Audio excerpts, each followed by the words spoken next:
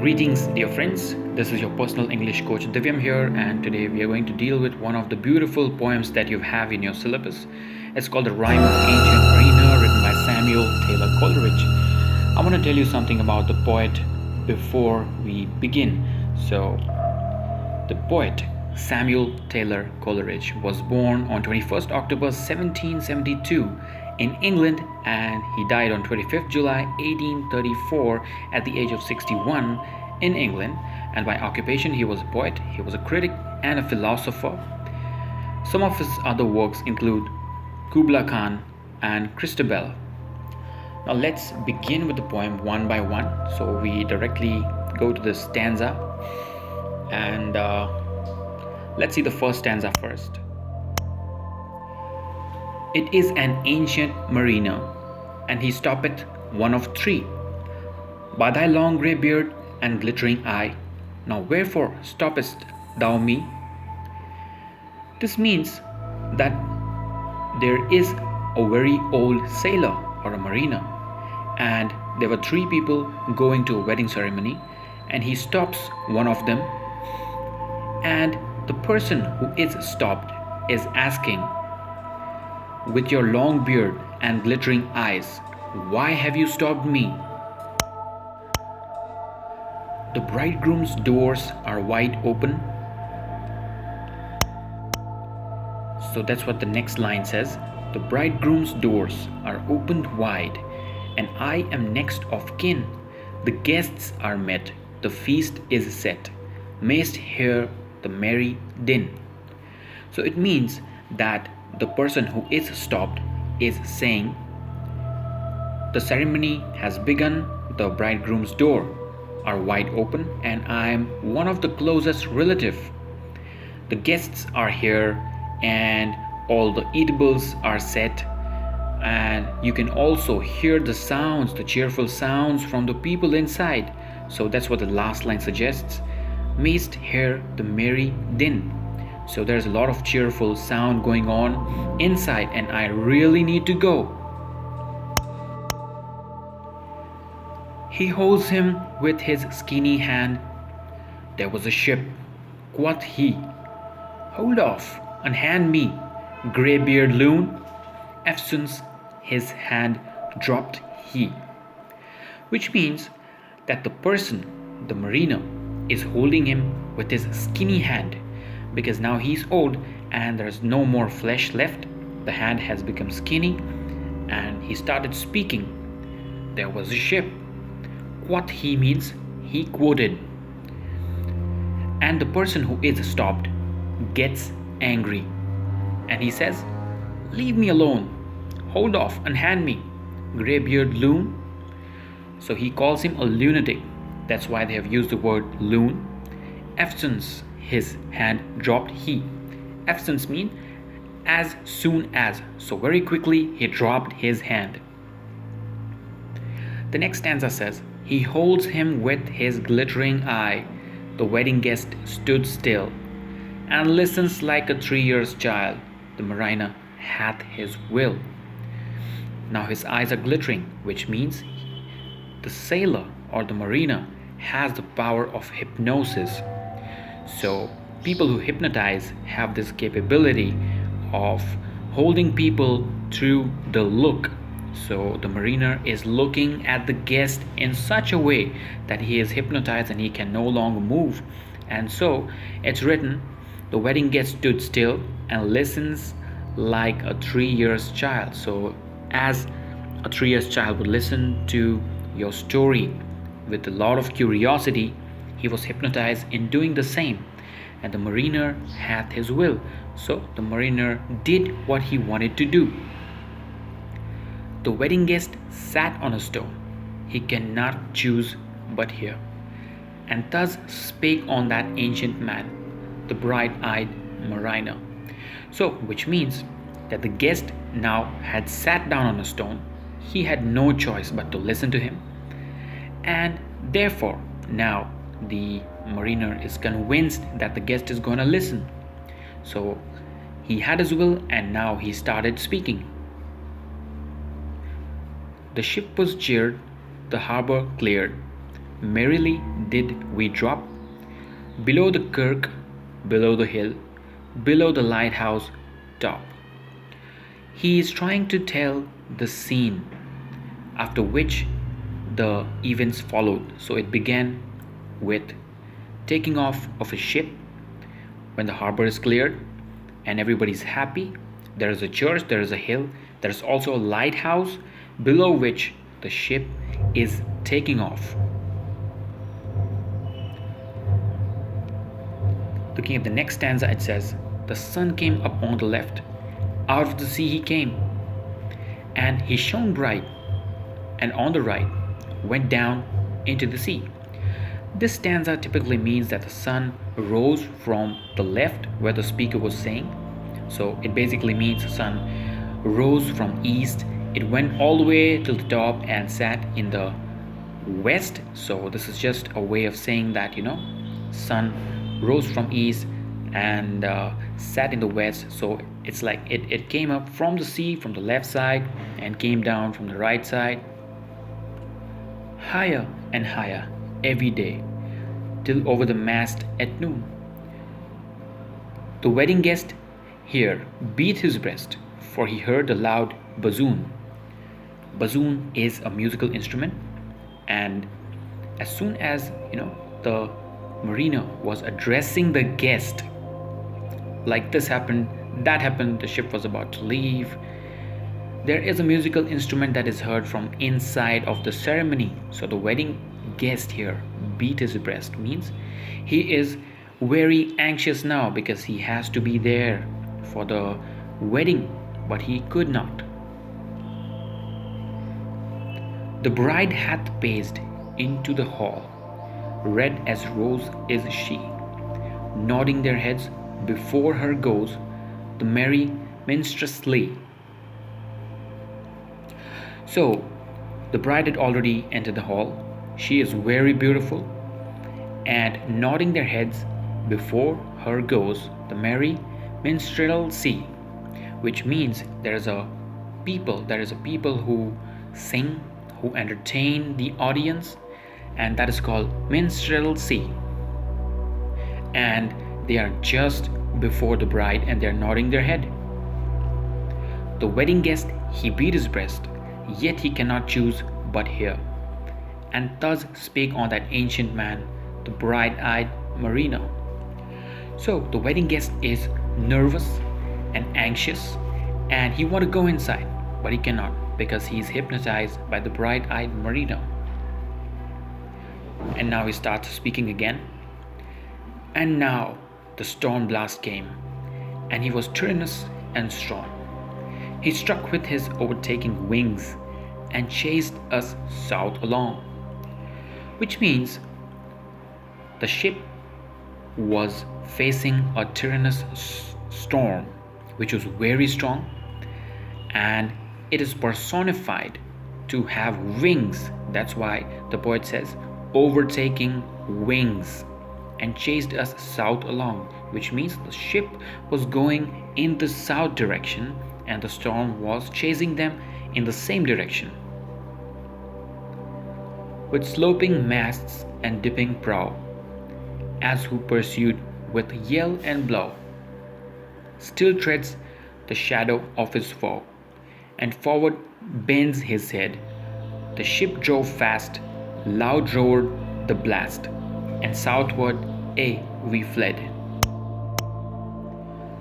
This means, as the storm drove the ship in the southern direction, its masts sloped and its prow almost dipped into the sea. The ship appeared like a person running with his head bent before an enemy, chasing him closely and shouting at him.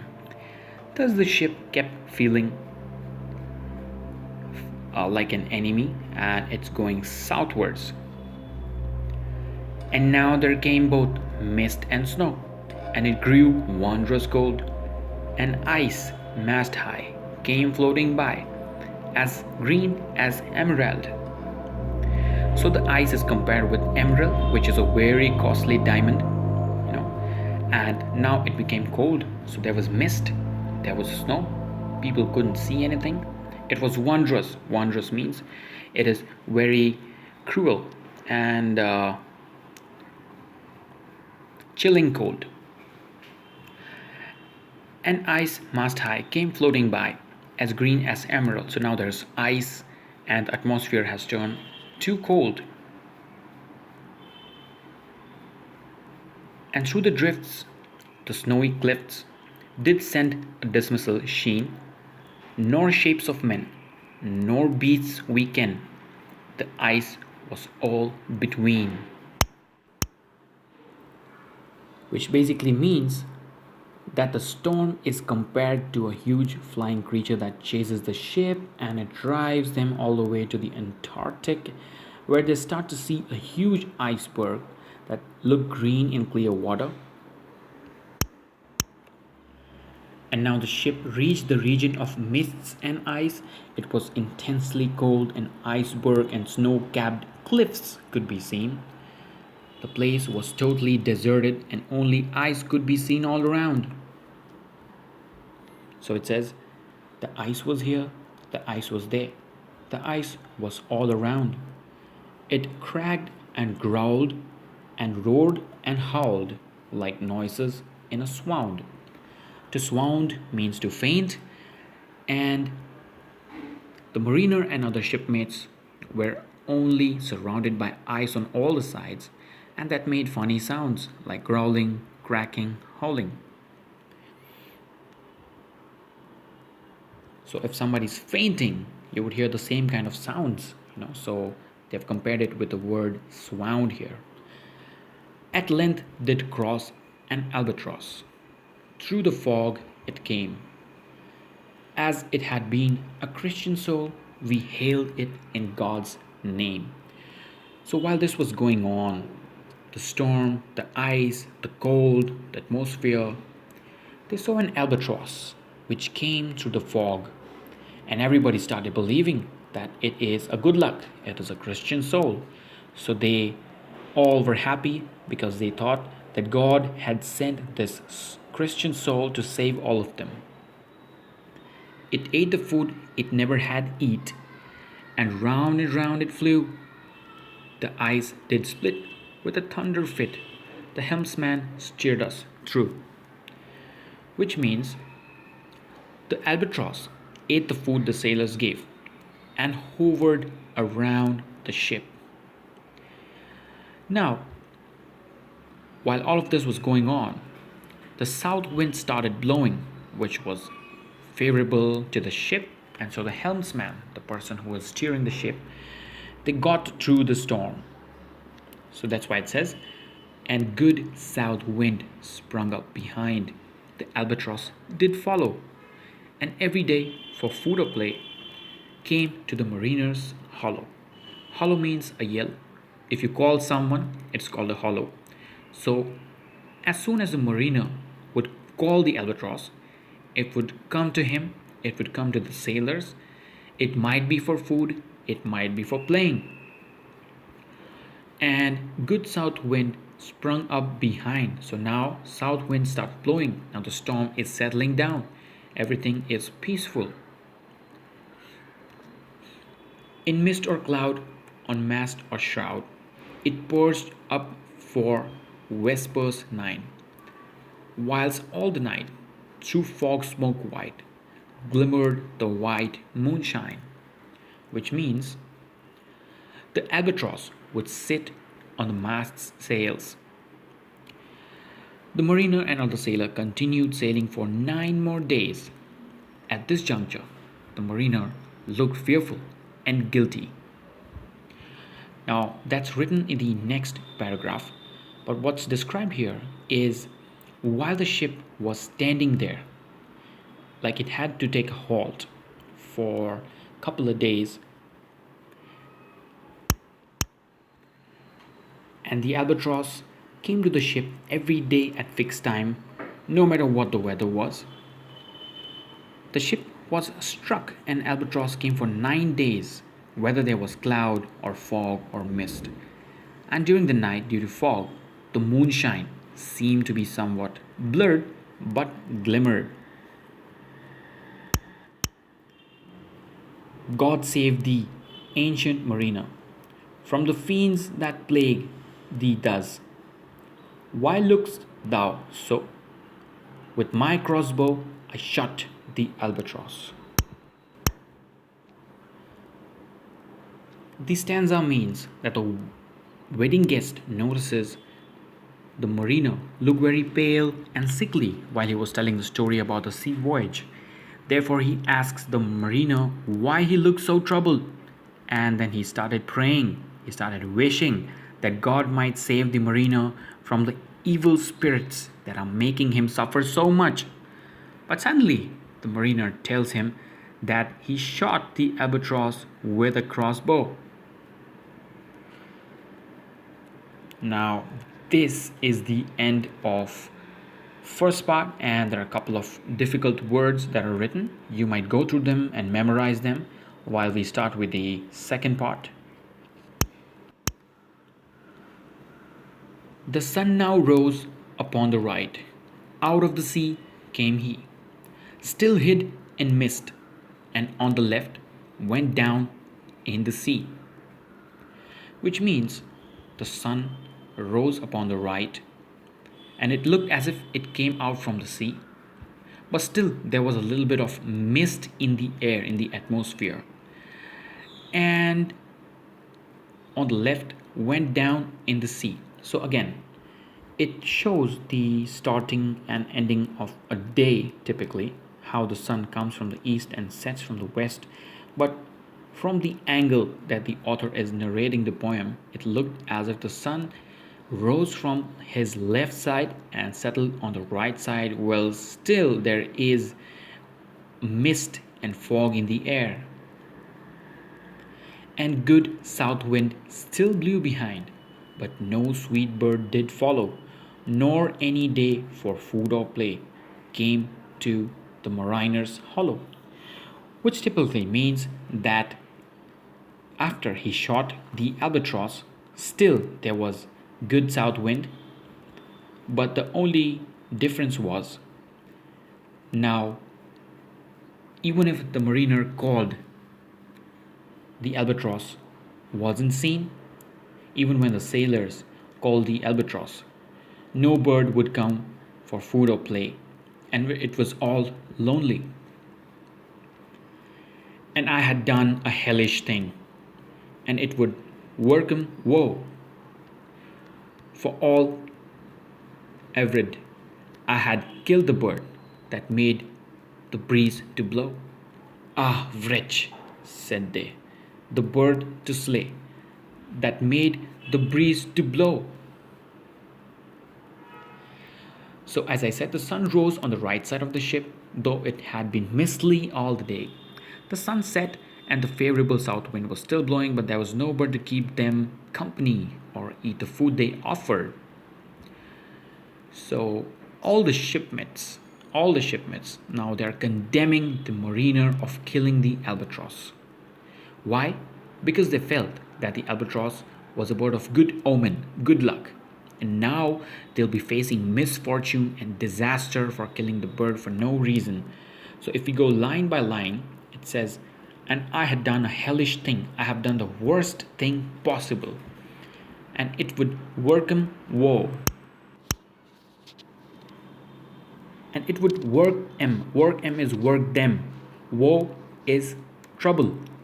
So I had done a hellish thing. I had done the worst thing possible, and this would definitely bring trouble. Bring them trouble means bring the sailors some trouble. For all evered. Evered means for all being said or looking at the state. I had killed the bird that made the breeze to blow. Ah, wretch, said they. Wretch means an unfortunate or unhappy person. The bird to slay means the bird to kill that made the breeze to blow. So now all the sailors are condemning the acts of a mariner because the bird was a good luck, and now that he has killed the bird, it was sure to bring them trouble. Nor dim, nor red, like God's own head, the glorious sun a priest. Then all ever I had killed the bird that brought the fog and mist. 'Twas right, said they, such bird to slay, that bring the fog and mist. Which basically means that to their surprise the bright sun arose, which looked glorious like the head of God. The sailors changed their opinion and now they are praising the mariner for killing the bird, since the albatross had only brought fog and mist, which is what they thought. So initially they thought that the bird brought bad luck,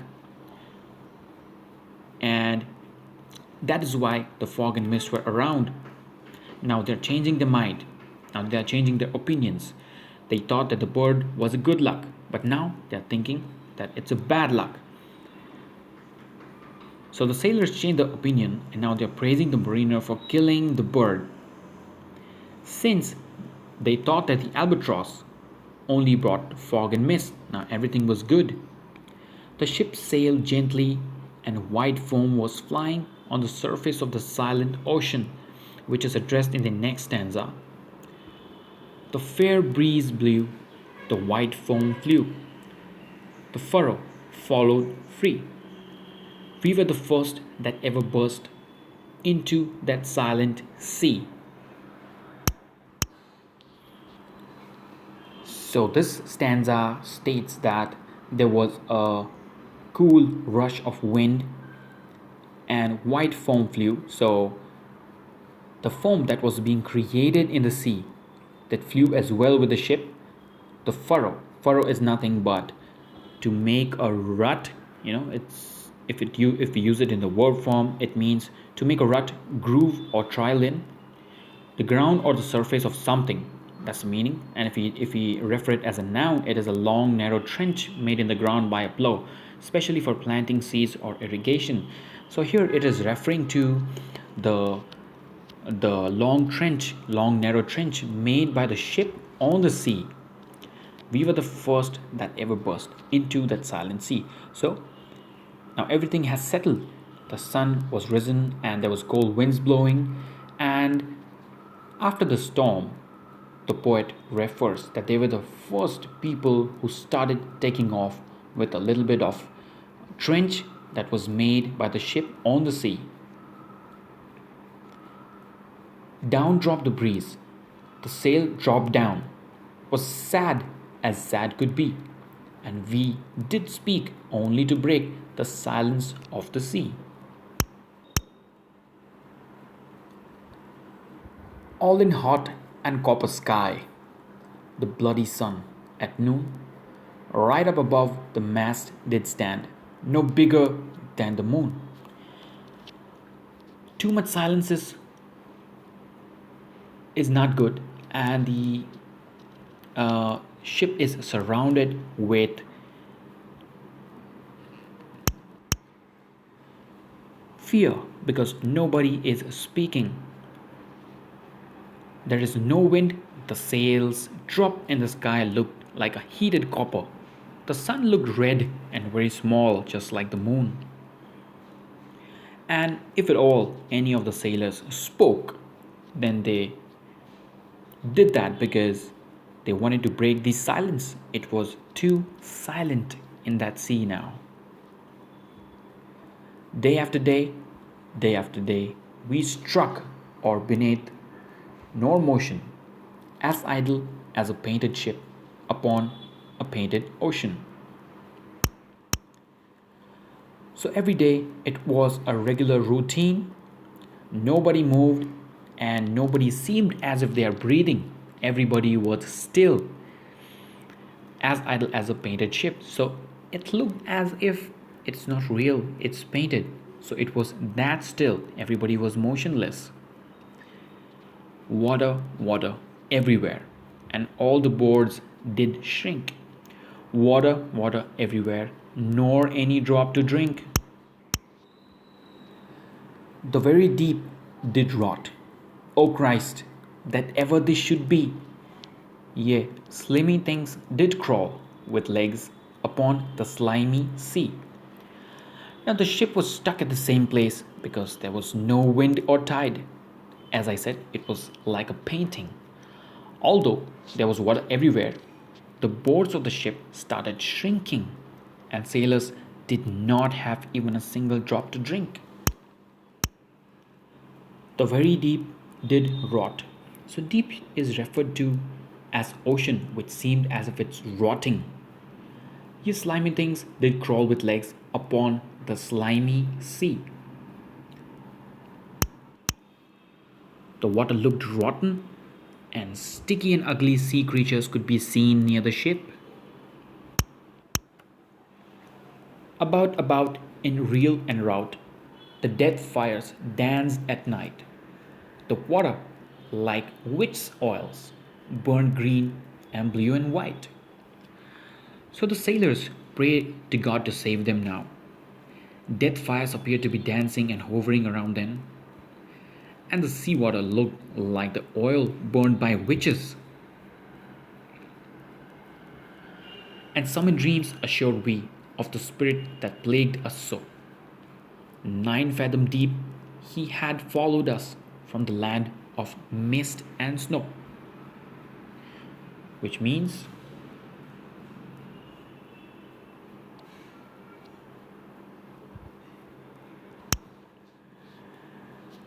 some of the sailors had a nightmare that a spirit was trying to take revenge for killing the Albatross. The spirit was tracking them from the land of mist and snow and was moving 9 fathoms deep in water. Fathom is a unit of length which is equal to 6 feet, that is 1.8 meters, and it is chiefly used in reference to the depth of water.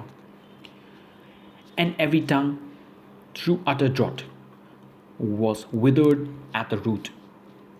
We could not speak no more than if we had been choked with soot.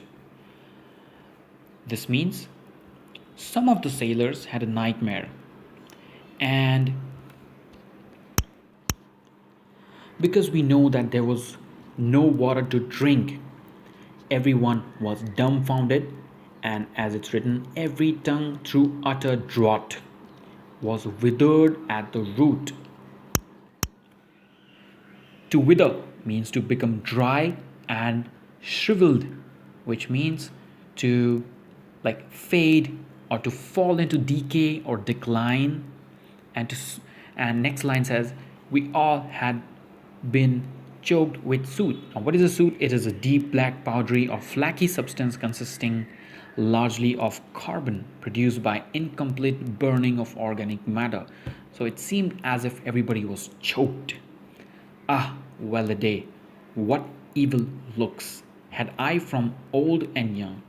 Instead of the cross, the albatross about my neck was hung. Which basically means that whether it is young or old, everybody gave the mariner an evil look. So, what they did as a punishment to the mariner is, instead of wearing a cross, instead of the cross which should be at the neck, now they put the albatross at the mariner's neck as a punishment. So therefore it says, instead of the cross, the albatross about my neck was hung. So I hope you've understood the poem, and now I'll summarize the whole poem in brief. So the poem begins by introducing an ancient mariner who, with his glittering eye, stops a wedding guest from attending a nearby wedding celebration. The mariner stops the young man to tell him the story of a ship, providing no introduction but simply beginning his tale. Now, despite the wedding guest's effort to leave, the mariner continues to speak. The mariner's story begins with the ship leaving the harbor and sailing southward. A tremendous storm then blows the ship even further to the South Pole, where the crew are awed as they encounter mist, snow, cold, and giant glaciers. An albatross breaks the pristine lifelessness of Antarctic. The sailors greet it as a good omen. A new wind rises up, propelling the ship. Day after day, the albatross appearing in the morning when the sailors calls for it, and soaring behind the ship. But then, as the other sailors cry out in dismay, the mariner, for reasons unexplained, shoots and kills the albatross with his crossbow. At first, the sailors are furious with the mariner for killing the bird which they believed a good omen and responsible for making the breezes blow. But after the bird has been killed, the fog clears and the fair breeze continues, blowing the ship north into the Pacific, and the crew comes to believe the bird was the source of good and mist, and that the killing is justified. It is then that the wind ceases and ship becomes trapped on vast calm sea. The sailors and mariner become increasingly thirsty, and some sailors dream that an angered spirit has followed them from the pole. The crew then hangs the albatross around the master's or the mariner's neck as a punishment. That is the end of the poem. Tell me how you felt. Please do email me or call me or bug me in case you have questions, and I will be happy to help. Do hit like and comment whatever you feel about my explanation. Thank you.